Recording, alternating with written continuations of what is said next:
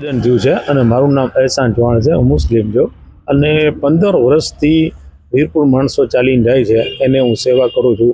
કોઈના સ્પ્રે મારીને પગના ગોટલા ચડી ગયા હોય તો કોઈના હાથ પગ બહુ દુખતા હોય તો સ્પ્રે મારી દઉં, માલિશ કરી દઉં.